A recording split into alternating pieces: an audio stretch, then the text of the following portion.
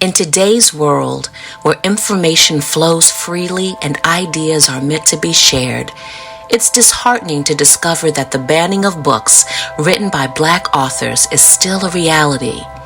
Throughout history, books have served as powerful tools for enlightenment, empathy, and understanding. Yet the voices of Black authors continue to face suppression and censorship. The current state of banning books by Black authors raises serious concerns about freedom of expression and the perpetuation of systemic racism. It is a sobering reminder that prejudice still lingers within our societies, hindering the progress towards true equality. Inequity also pervades the opportunities for Black writers to have their work published. Despite the immense talent and creativity that exists within the Black literary community, Black writers face significant barriers in getting their stories heard. Publishing houses, literary agents, and mainstream media often operate within a framework that privileges certain voices over others, perpetuating a cycle of exclusion and marginalization. The consequence of this inequity is that many exceptional Black authors struggle to find representation, access fair contracts, and reach a wider audience. Their stories, experiences, and perspectives remain largely untold or overshadowed by the dominant narrative. Let us strive for a world where every story is celebrated, where Black voices are heard, and where equity and justice prevail. Today, we celebrate 5 literary organizations that support Black writers and are helmed by Black women.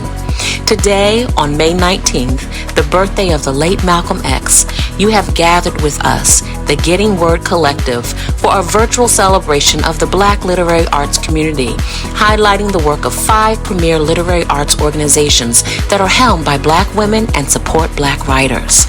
These organizations are the Hurston Wright Foundation, Canem, Furious Flower Poetry Center, Obsidian Literature and Arts of the African Diaspora, and the Watering Hole. Formed in 2021, the group presents a rallying call each year to bring awareness to the need to support Black literary organizations that support Black writers, with the goal of raising awareness and raising money for each organization to share. The overarching message is to fund Black literature by supporting Black institutions that serve the literary community. A virtual event, this celebration centers the importance of Black literature in today's social climate of book banning and political efforts to defund and dismantle multicultural educational advances.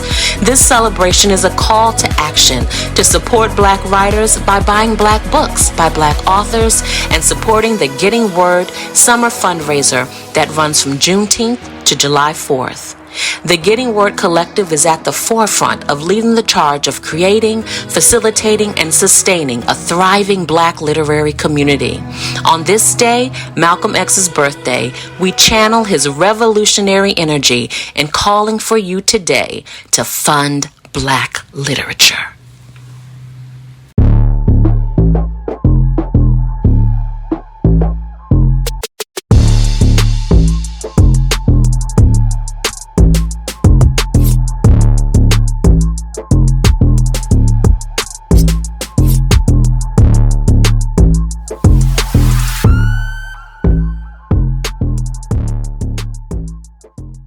Hey, what's up? My name is Mars Marshall, and I'm a writer and cultural organizer living in Detroit, Michigan. And it is an honor to come to you as part of the Obsidian family. I'm one of the contributing authors to issue 47.1, which is filled with so many amazing authors and just all around like creatives. And I'm going to be reading my poem called Obsidian on Dysphoria. Obsidian on Dysphoria. Anytime a wolf howls, the moon shakes, becomes a dead falcon in the sky, or my father calls me the son he's always wanted. Once day broke into a million shards of glass, fell on earth, sea made of wolves' teeth. Blood bathed my familiar curves into an unfit body full, grown inside a stranger, peeled her skin from myself, howled at the dawnless sky and covered each limb in fur. Imagine who we'd be if our first breath was ours to take, joined in song with our mother's brokenness, kindred in the legacy of loneliness thickening, linger here in the vastness of a night's long kiss, mend the bruise from needle piercing the flesh, noisy heart hum, bird flutter, pour the color of obsidian over the top of my head and watch me disappear. Pacify the gnawing ache and let me wake a perfect boy. Quiet my trembling limbs and say, I am enough. Remember a lover's night calling me into my body. Silence as her finger caresses the open wound, takes me into herself and calls me worthy. Ugly, twisted day, my crooked mouth on display. View the boy who turned wolf at the sight of the moon. Weep as a lover twists my fur into tiny knots. Xerox this image and make a list of strange things. Yellow yesterday, or girl an apparition dancing in shadow. Zero in on my features, dare me monstrous, or call me gorgeous.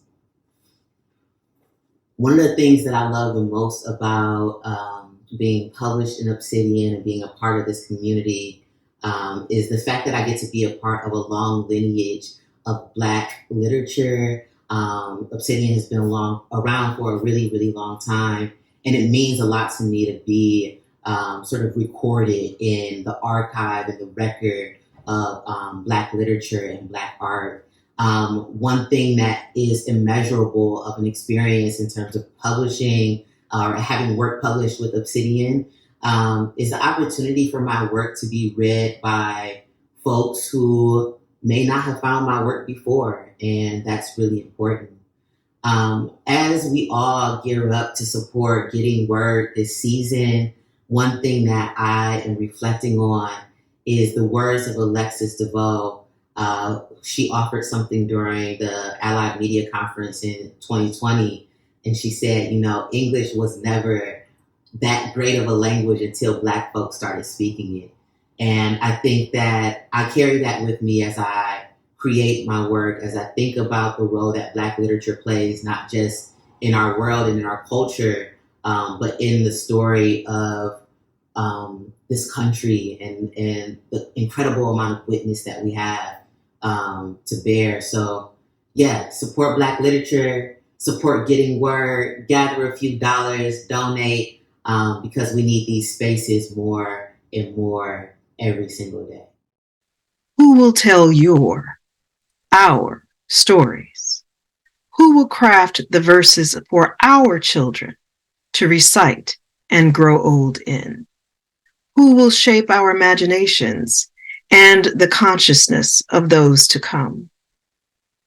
At Obsidian and all of the organizations of Getting Word, we embrace the charge to speak our truths and speak them ever, to write them, shape them into words for us to know and remember, so we can fortify ourselves for the struggle and the dance in celebration of our humanity, our joy.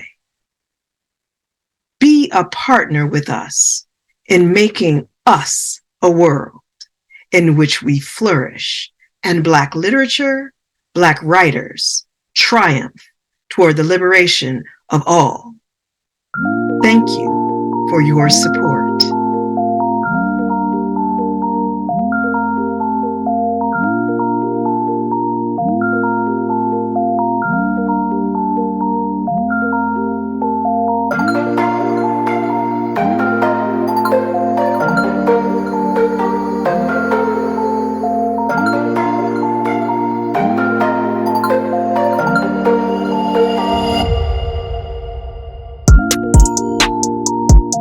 Obsidian was founded in 1975 by the late poet Alvin Aubert using his own resources with help from poet Sonia Sanchez.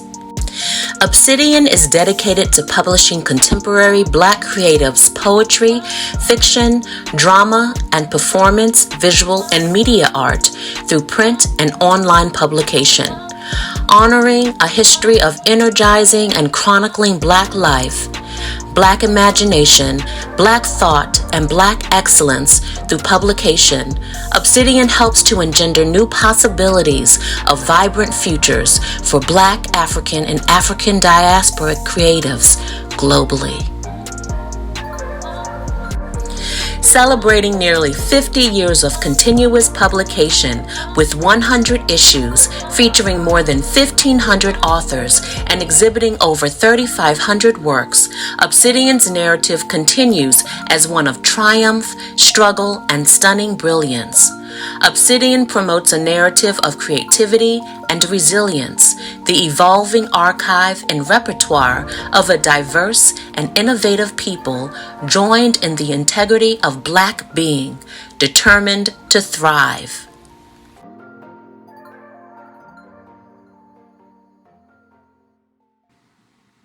Hi, my name is Ariana Benson. I'm a Black Southern eco-poet from Virginia, and I'm speaking on behalf of Obsidian. I first heard of Obsidian because of their call for submissions from HBCU alums and students, and I'm a graduate of Spelman College. I was also the winner of the 2022 Furious Flower Prize, so I have a folio of poems forthcoming in an issue of Obsidian. The Obsidian community is one that truly cares for Black writers, writers of the African diaspora. It showcases a wide range of works from poetry to speculative fiction, and it really gives us a place to tell our stories. In celebration of the work that they do, I'll be reading a poem. Since the theme of this event is Black writers lighting the way, I chose to read a poem about love, because what else is light than love itself? Love Poem in the Black Field, Chesapeake, Virginia, 1891. Listen, I did not mean to come to you empty-handed, to be yet another who only takes. My father taught me better than to milk dry what I cherish. I want to bring you my fists full of wildflowers, buttercups and loose strife, aster and thistle pure as wind. I paid the man at the riverbank, his cedarwood cart splintered by the brackish spray, his nail bed stained a deep blue that fades like shoreline into tan. I bought you a lush posy to hold while we watch the schooners troll the swamp, but, darling, I've been an owned thing. I've been the orphan calf baying, been the birth-damp hay cut and baled a few days before. I know we keep livestock for meat and hides, hens for their eggs, but is beauty enough reason to claim what once lived unpossessed? Please understand, I had to put them back in the dirt. I plucked their seeds with my teeth, spat them along the trail, felt each one crush under the stone of my heel as I walked here to you. I know I must sound mad. I hope I'm the kind of mad that makes you feel most whole. Think how, when we're sun-pruned and weary, we'll stroll here among the wayward blossoms. How right to love in a field of our own making. Thank you for listening. And now a call for you to support Getting Word. Getting Word, Black Literature for Black Liberation is an annual collective fundraiser calling for long-term monetary support of the Black literary arts organizations responsible for producing America's leading authors: Obsidian, Canem, Furious Flower Poetry Center, The Watering Hole, and the Hurston Wright Foundation. And I can personally say that my life would not be the same without Black literary legends like James Baldwin, Zora Neale Hurston, Toni Morrison, Lorraine Hansberry, who not only influenced literature and arts, but the political landscape and the world at large. The campaign begins on Juneteenth, the date in 1865 when Black folks in Texas got word of the Emancipation Proclamation, and ends on July 4th, another holiday of liberation. The goal is simple: to link the newly minted holiday of Juneteenth to a tradition of supporting the organizations behind America's Black authors. So please join us in supporting the Getting Word campaign, Obsidian, and writers like me who write to live and who live to liberate. Thank you.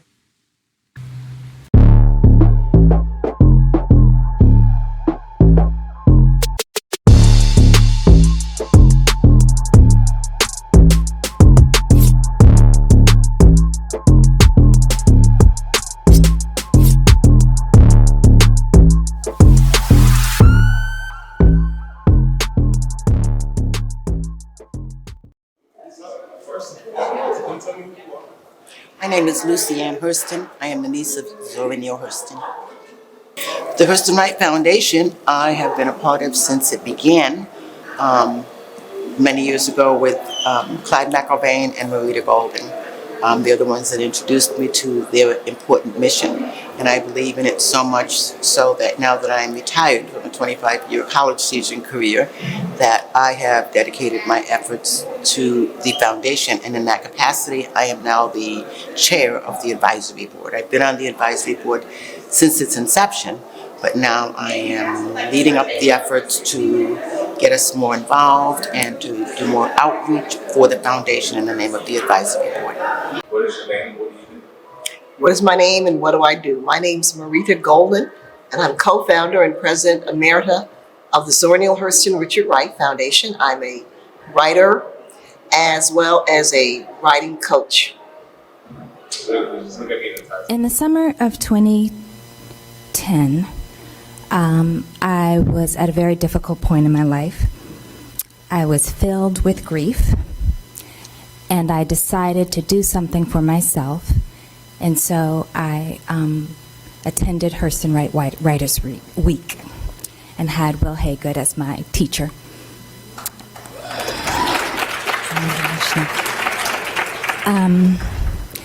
And so it's hard to actually articulate how extraordinary that week was for me. I couldn't at the time afford to stay in a hotel, so I was driving back and forth from Philadelphia every night, every day.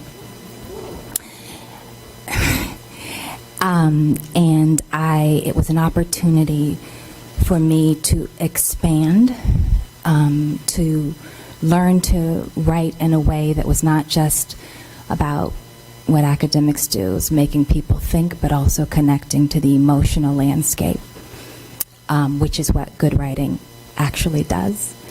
And so this is incredibly special to me.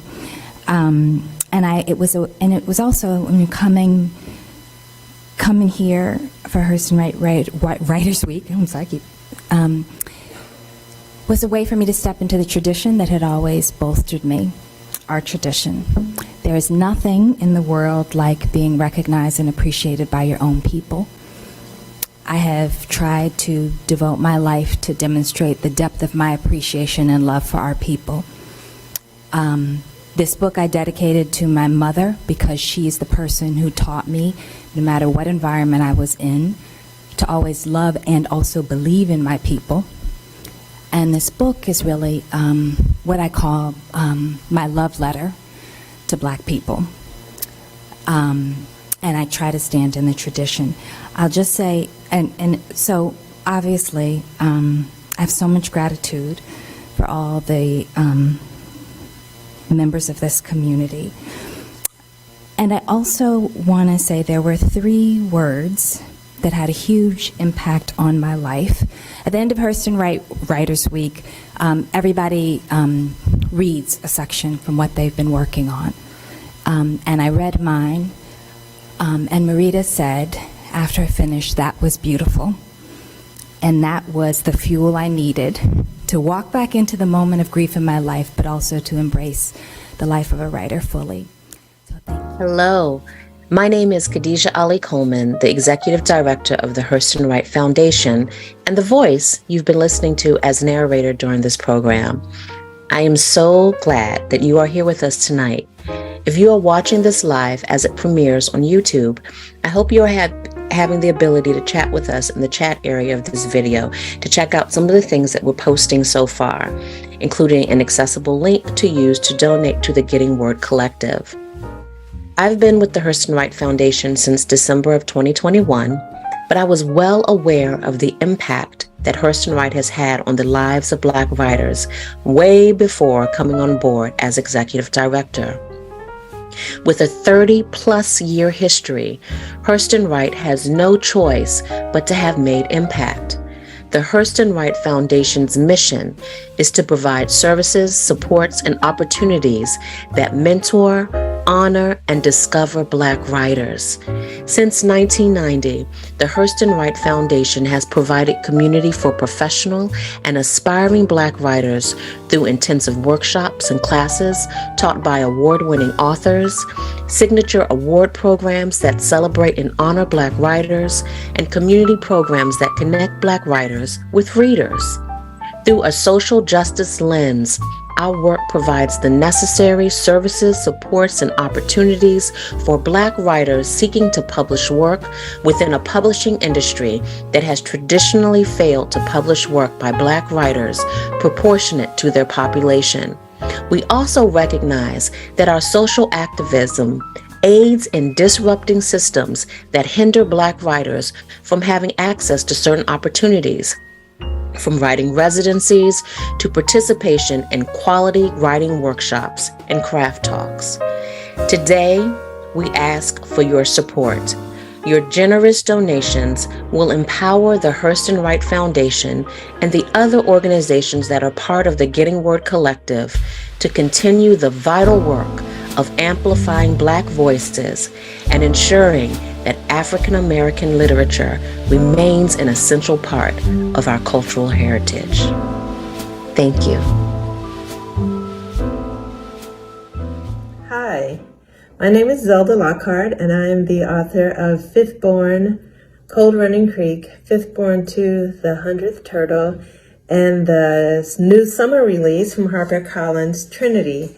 And I wanted to talk to you all about the importance of the Hurston Wright Foundation and why it is so important to support this literary organization that supports so many Black writers. One of the things that I believe is that our stories connect us across all boundaries, and that would mean that all voices are important. And the Hurston Wright Foundation works really hard to make sure that Black voices are brought forward. And we all know too well that, unfortunately, sometimes Black voices are left out of the literary conversation and the literary canon that is of the major presses that we associate with in our country. And so I want to tell you all how important it is for me that the Hurston Wright Foundation works so hard to make sure that all of the voices, those that are more easily accessible, all of those Black voices and all of those Black voices that might be left out of the conversation. They work hard to seek those voices and to make sure that those literary works are also part of the literary conversation. And that helps all of us, because then all of us have been able to access and have as part of our healing and understanding of the ways that literature can help us all evolve. We all are able to have those Black voices as part of the conversation. I am proud and happy to be part of the Hurston Wright Foundation as a finalist awardee with Fifth Born. That was my first novel some years ago. And I also continue to support them, and I have been part of many of their conversations, and I'm so proud of the work that they're doing to educate writers, to educate young writers, to educate college students who are wanting to write their stories, and to do all of the work that they do to bring forward events that we can all have access to, and to bring so many Black voices into a space where we are building community. So please do take some money out of your pocket and support the Hurston Wright Foundation. It is one of our great literary resources, and it's so important for Black writers. Thank you. Support. Hello. It is such an honor to be asked to talk about Canem. Canem is the home of Black poetry in the way that it is the garden in which it grows, a community of people who look like me, It gives us an opportunity to talk about who we are and become who we want to be. We are members of a very deeply rooted community that help each other, nurture each other. That is how Canem has changed my life. I have been able to become better at my craft because I have examples of people who not only look like me, but who understand the journey that I am on and where I have been and where I'm going. So, I am honored to share 2 poems with you. Dear Rupi Kaur, I need you to know a thesaurus is not an extinct dinosaur, and Strunk and White are not Looney Tunes. I need you to read Login Box Preface to the Art of the Poetic Line. Poetry is the sound of language organized in lines. Stanzas are Italian for rooms. So poems are houses built by those with creative enterprise. Please capture the quotidian. Rise and set and seize, not summarized, like transcriptions of notes passed between teenagers in homeroom. And it's not like the mantras or proverbs from grandma's voicemails left on answering machines. Look, even Gabriel Garcia Marquez read the entire dictionary in solitude. I need you to know Miss Lucille Clifton has already penned the incidents of every day something has tried to kill me and has failed while still being a woman. Line breaks and stanzas, our love for poetry. The second poem, it's 2 pages, but very short. Toni Morrison speaks posthumously on the Oprah Winfrey Show after an audience views when they see us. They always say it has nothing to do with race. That's the complicated thing about lies. We become what we believe. It's the marginalia construed by the moral habits of whiteness. It's just as much the machination as the trick itself. It takes practice, but the real trick is making you believe. Whiteness is a master magician. Race is the greatest invention since womankind, a tale forged by those who need to subscribe to their myopic pathosis. A confederacy of dunces full of snare and malediction signifying this disease. Hear me. The disease is not racism. It is the greed for sweetness and power. The New World epidemic of this carcinoma first hit in 1619. Here, it's 1989, and the Garden of Eden is Central Park. Say their names: Steve Lopez, Antron McCray, Kevin Richardson, Yusef Salaam, Raymond Santana, and Corey Wise. I read their faces. They are the sepia edges of Shakespeare's sonnets. Tell me these 3 things. Who is Eve? Who is the snake? And who is God this time? I tell you, I am a believer in the power of knowledge and ferocity, of the racial imaginary. Just fight. You must fight the disease over and over to douse the flames of xenophobia. The spiteful house of history lies in the corner of my apartment in heaven. I ask you, what covenant haunts each body? How long will history sever us to subpoena prosthetic limbs. Thank you.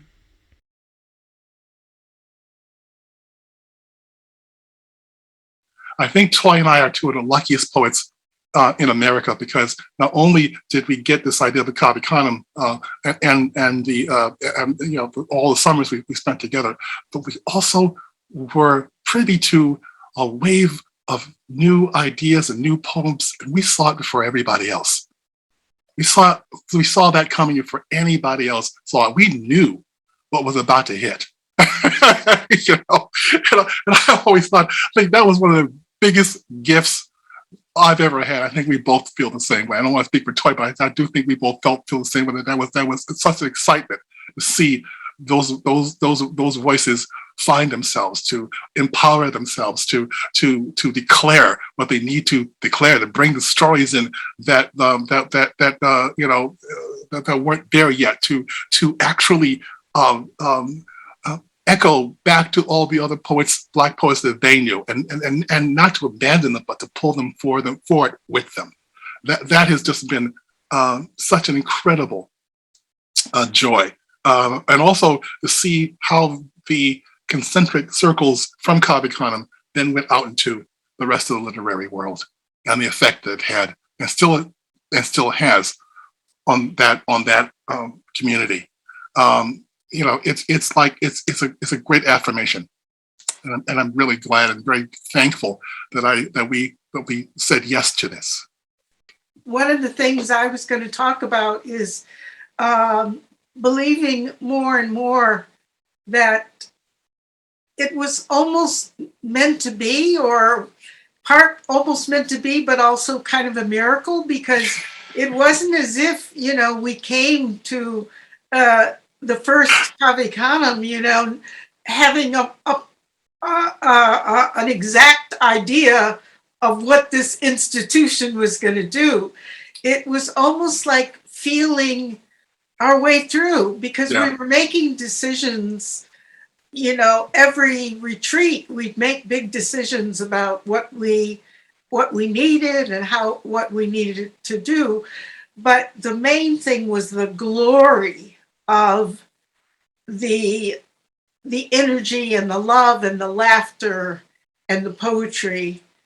That was where we were putting most of our attention, in just being absorbed and taken up and surprised and falling more and more in love with all of the people who were part of it.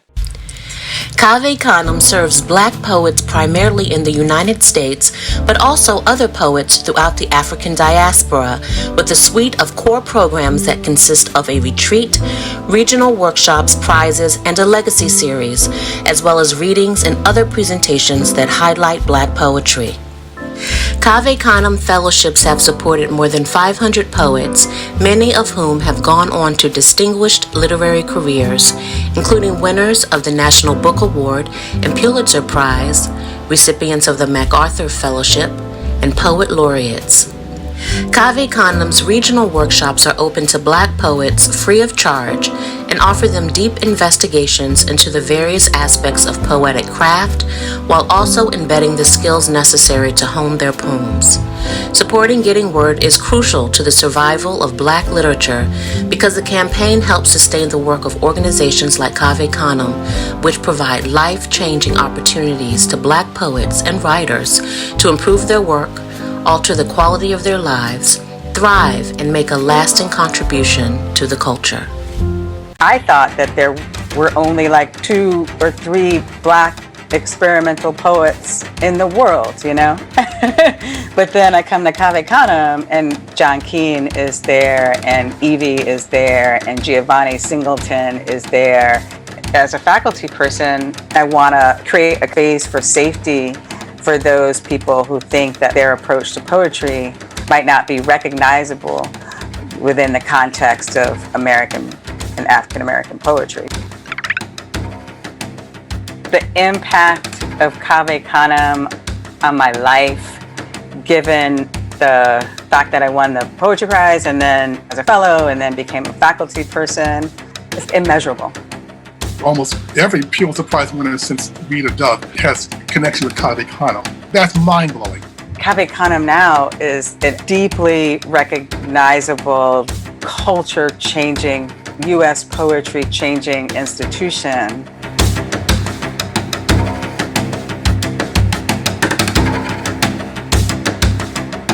It's so important that you find people who help you see yourself and find yourself. And that's what Cave Canem has done for me, certainly, and many of us. Opened up a space for us where more of ourselves can come forth, more of our beauty and power. Helping each other has allowed us to have 25 years of this stupendous poetry that's gone back out into the world. 25 years has allowed us all this wonderful activism to spill out and influence all the other organizations out there. 25 years has allowed us to actually change the dynamic and the conversation about what African American poetry is in particular, and American poetry is in general. It's a gift we gave to each other first, and that gift went out into the world. And if you can have another 25 years of that, wow.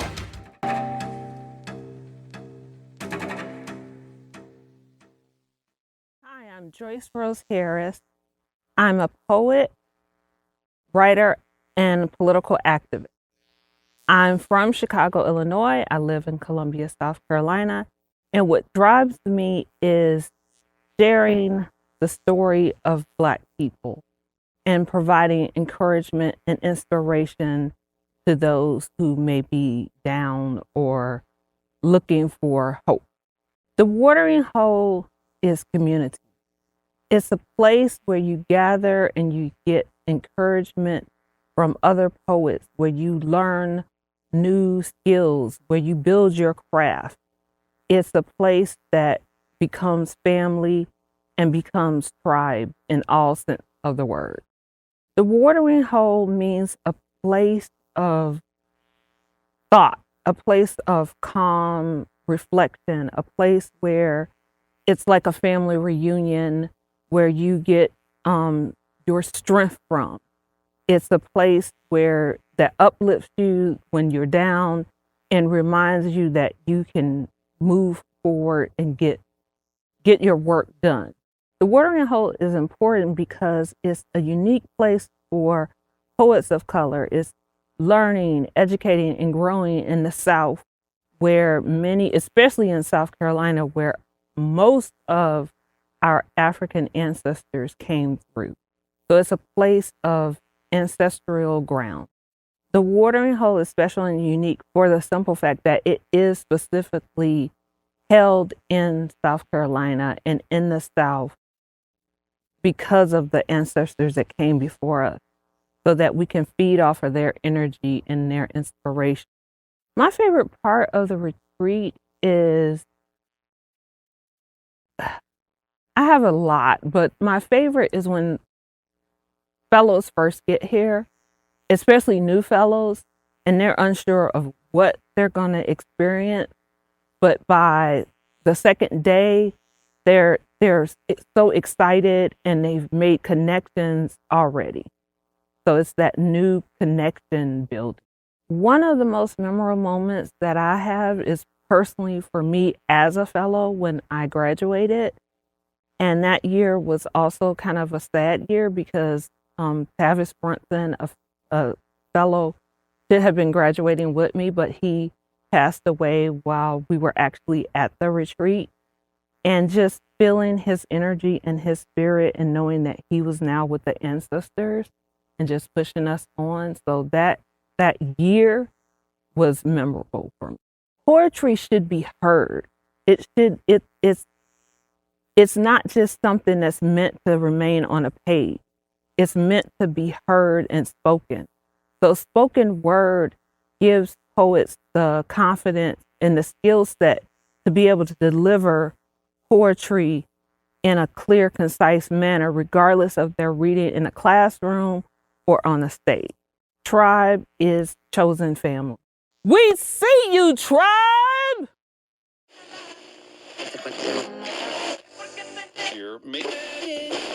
I was born in the Congo. I walked to the Fertile Crescent and built the Sphinx. I designed a pyramid so tough that a star that only glows every 100 years falls into the center, giving divine, perfect light. I am bad.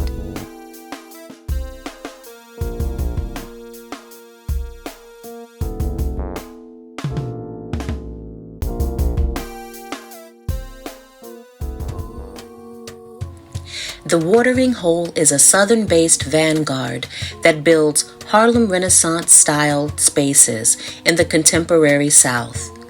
The Watering Hole invests in pursuing the craft of poetry. The Watering Hole is a place where poets of color in the South can learn and grow at each other's feet.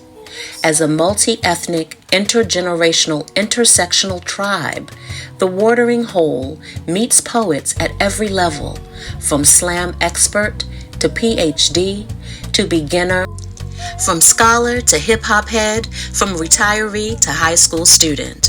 The Watering Hole upholds the value of both spoken and written poetic traditions and brings together poets working in a myriad of forms and styles. In the face of stark racial, economic, and geographic inequity and arts opportunities nationwide, the Watering Hole provides a unique opportunity for financially accessible, high-caliber poetry instruction for populations historically undersupported and underrepresented in the literary field. Since 2013, the Watering Hole has grown from a small group of Southern writers on Facebook to an incorporated nonprofit with a national draw and more than 250 active and graduate fellows.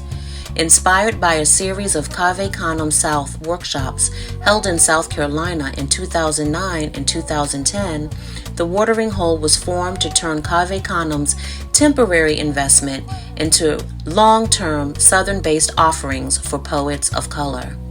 The Watering Hole hosted their first retreat in 2013, launched the organization in 2014, and became incorporated as a nonprofit in 2015. The Watering Hole hosts the only Southern writing retreat for poets of color and the only writing workshop that also focuses on performance. Serving 50 to 60 poets each year, participants attend intimate writing workshops led by preeminent poets of color, culminating in an annual community fish fry. Participating poets hone their craft and build community, leaving with strategies, skills, and relationships that extend beyond the walls of retreat and into online offerings.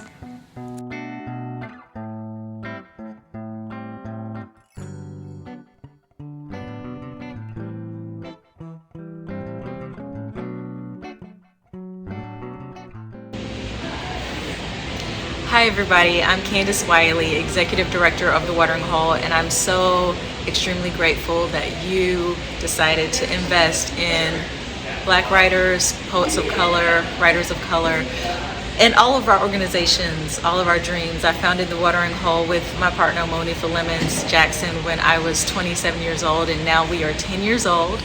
We are the babies of our collective, the Getting Word Collective, but our fellows have gone on and published widely, performed widely, and even come back to teach in our workshops. And that wouldn't be possible without your help and without the example and mentorship from our partner organizations, our forerunners in the Getting Word campaign. So I'm extremely grateful to you for your investment in changing the literary landscape and documenting our culture and uplifting our voices, and I just say thank you to you and of course to our partners in Getting Word.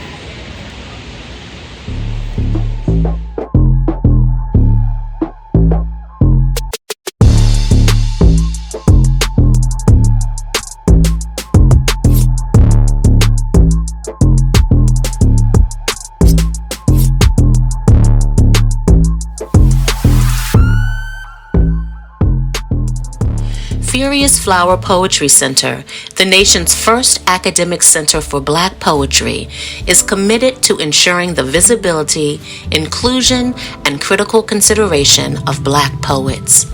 In September 1994, Dr. Joanne Gabin convened the first Furious Flower Poetry Conference to honor poet Gwendolyn Brooks. Held at James Madison University, it was the largest known gathering of Black poets, critics, and literary scholars for the celebration and critical discourse of Black poetry. Furious Flower takes its name from Gwendolyn Brooks' 1968 poem, The Second Sermon on the Warpland. Following a second conference in 2004, the Furious Flower Poetry Center at James Madison University was chartered and became the nation's first academic center dedicated to Black poetry. The center's mission is to celebrate and preserve the legacy of Black poetry and to encourage its inclusion in all levels of educational curricula. The Furious Flower Poetry Center offers a wide array of opportunities for students, faculty and staff, local and state community members, a national and international community of poets and scholars, and anyone invested in exploring Black poetry. Furious Flower Poetry Center's programming seeks to cultivate an appreciation for poetry among students of all levels, from elementary to graduate school and beyond.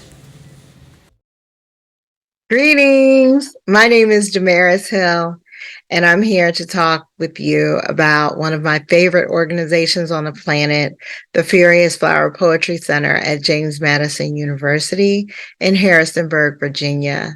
I was introduced to the Furious Flower Poetry Center in 2004 by then Chancellor of American Poets and Poet Laureate of the State of Maryland, Ms. Lucille Clifton. At that time, I was busy about the work of being a college administrator and solving daily problems in the aid of an institution and dreaming about being a poet, a real life poet.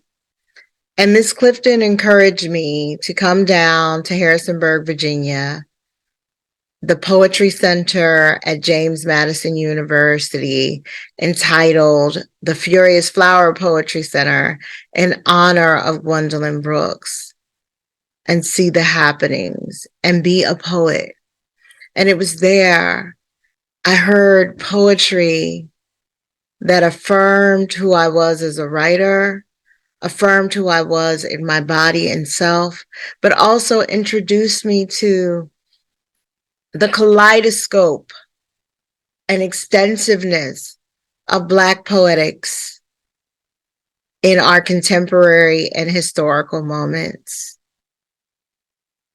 Since 2004, where I met then founding director Joanne V. Gabin, I have attended a number of seminars and programs at the Furious Flower Poetry Center, to include specialized week-long studies of poets like Lucille Clifton, Sonia Sanchez, Yusuf Komunyakaa, and Nikki Giovanni.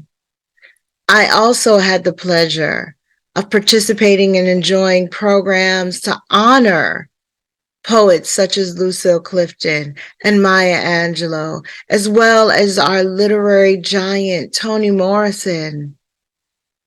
It was there that I was also nurtured as a poet.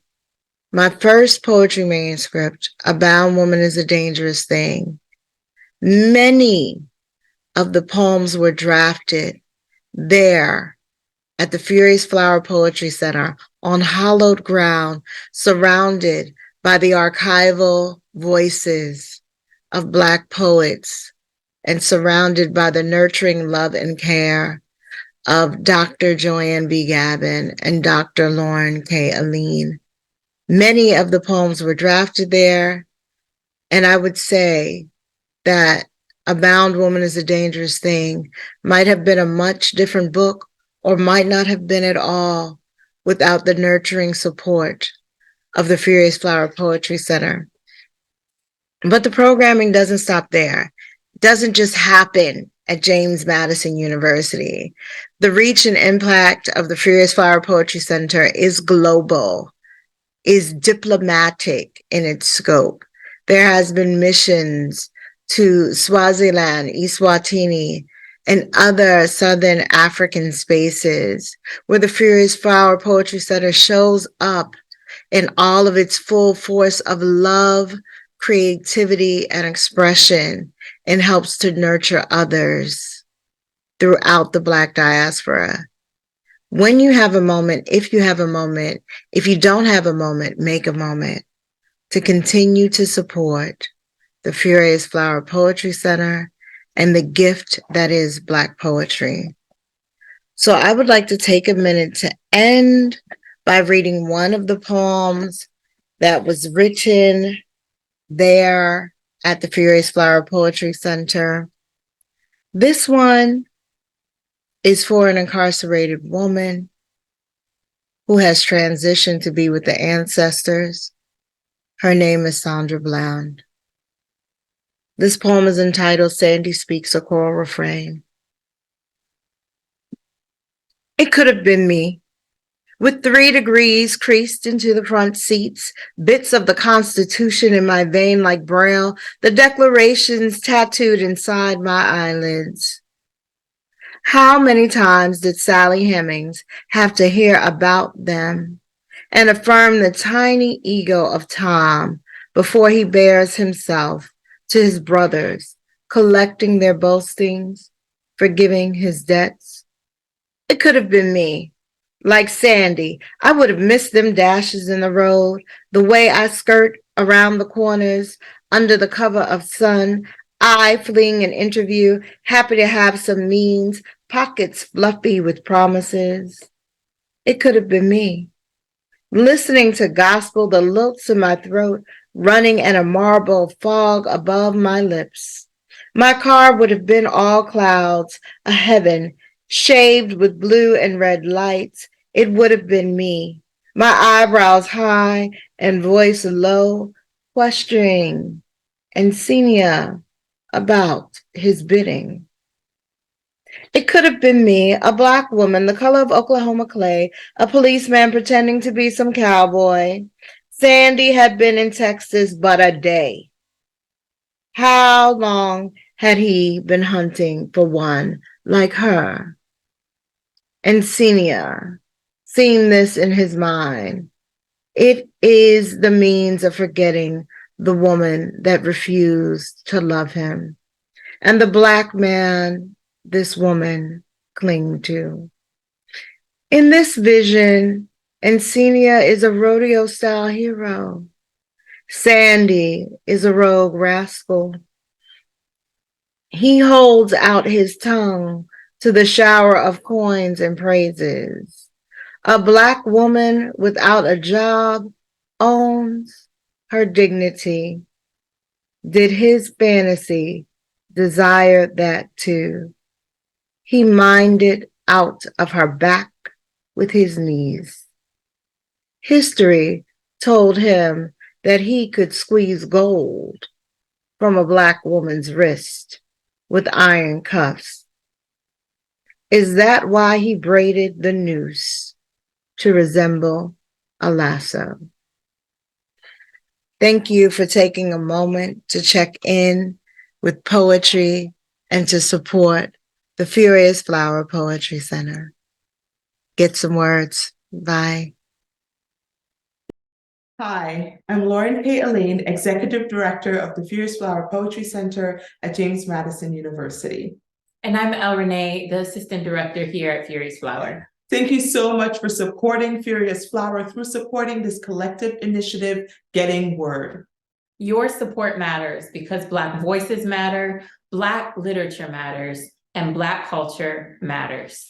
When you support this effort, you are ensuring that the history, experiences, memories, and imaginings of Black people recorded in the stories we tell and in the poetry we write are nurtured, seen, and preserved for the future. Your contributions enable us to impact communities on local, regional, national, and international levels, creating platforms for Black poets to engage new audiences and for audiences to experience Black literary culture. We cannot do this work without you. Thank you so much for your support.